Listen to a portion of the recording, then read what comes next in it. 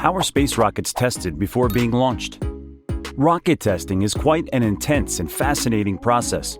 But what actually goes down at a typical modern testing facility is the real question. Today, we'll explore how space rockets are tested before they're launched in the vacuum of space. Don't forget to like this video and subscribe to our channel as we bring the best content to your screen. Let's get into this. The primary thing that allows a rocket to escape Earth's perimeter is called propulsion. Derived from a Latin word, propulsion really means to drive. The predominant principle that explains propulsion is Newton's third law of motion, which states that, for every action, there is an equal and opposite reaction. Since Newton developed his laws of motion in the 1600s, we've come to understand thrust better and how it has many practical applications, not least of which is rocketry. That being said, there's still a very long way to go. Vast new rockets such as SpaceX's awesome Starship are grander than anything attempted. But before they're trusted with precious payloads and, of course, delicate human beings, rocket tests fall into two broad categories: sea level ambient and altitude. This distinction is critical because air pressure is far greater at sea level than way up off the ground. 3, 2, 1, fire! Rockets produce more thrust in the thinner air and have to cope with less heat transfer, and these factors have significant engineering implications. For sea level tests, the ambient atmospheric conditions surrounding the test area work fine.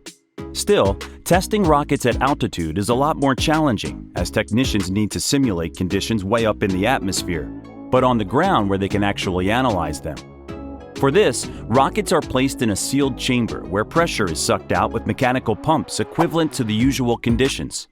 100,000 feet above sea level, this sealed environment creates its own problems. A process known as inerting is introduced, whereby gaseous nitrogen or helium is fed into the chamber to prevent explosive buildup of rocket exhaust matter. Whichever type of test, that ferocious exhaust needs to be directed somewhere, typically into a so-called flame bucket of trench. This funnels the heat and energy in a direction where it can't do any harm.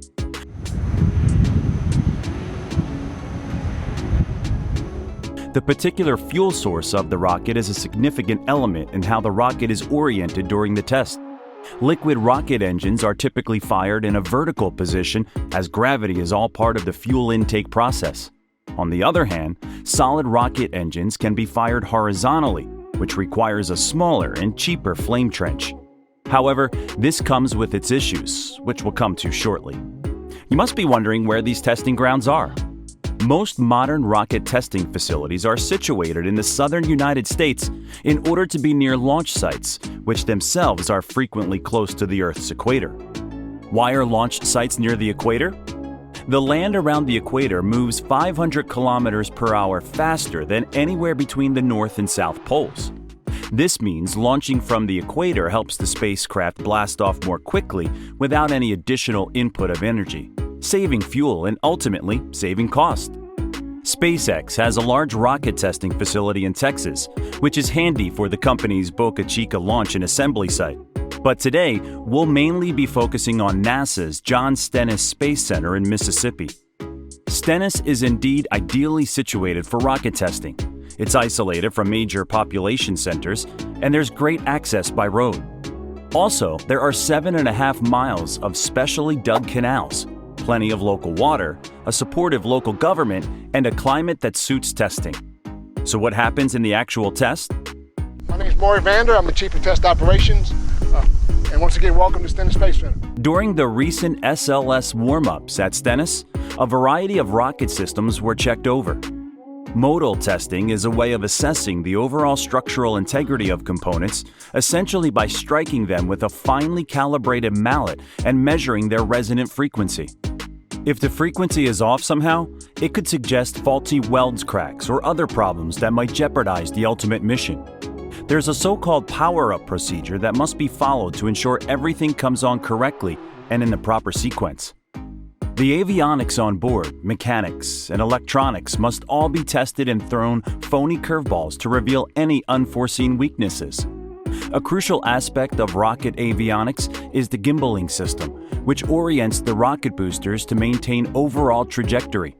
This system has its own self-contained hydraulics and must be tested thoroughly. Fire the kids, everyone go ahead and GF. A series of simulated countdowns will occur, ramping up to a so-called wet dress rehearsal where propellants are flowed into the engine but not ignited. To facilitate the SLS test at Stennis, 200,000 gallons of liquid oxygen and 500,000 gallons of liquid hydrogen are piped in from 6 floating barges. That's worth 114 trucks. When the rocket does finally fire at the moment of ignition, technicians need to keep an eye on some somewhat hair-raising physical changes to the rocket, with temperatures ranging from minus 400 degrees Fahrenheit, then rising to a few thousand degrees Fahrenheit. While lit, the metal tank can grow and shrink by several inches. That infernal exhaust will then jet into the flame chute, requiring 2 separate water suppression systems, both fed by a dedicated 66 million gallon reservoir to cool the engine exhaust during testing. In addition to that, millions of gallons of water are sprayed through a separate nozzle system to suppress noise. This noise suppression isn't just people's convenience. Instead, it's to prevent all that acoustic energy from disrupting the finely calibrated test equipment or affecting the material performance of the rocket itself. Gigantic plumes of white smoke stemming from Stennis testing rigs are steamed from that colossal gush of much-needed cool water. Stennis has its own high-pressure industrial water facility to manage this aspect of its operation. A high-pressure gas facility helps pump gaseous nitrogen into the core state during testing. This prevents outside air from entering the testing zone during those all-important altitude tests and the mechanical side. Special software is also deployed during testing to control the avionics and simulate the different atmospheric conditions.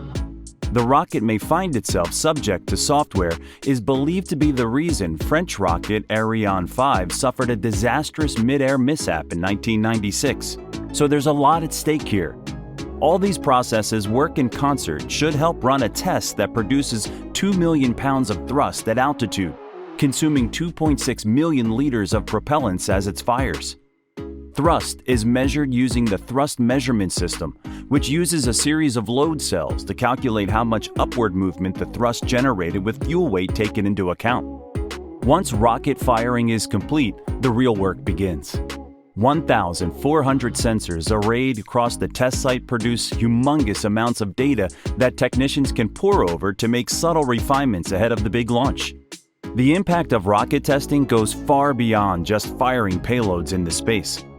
To end this video, we would like to know if you think that the ground testing of rockets is as exciting as rockets flying in space themselves. Comment down below. If you like this video, give us a thumbs up and subscribe to our channel. Thank you for watching. We'll see you in the next video.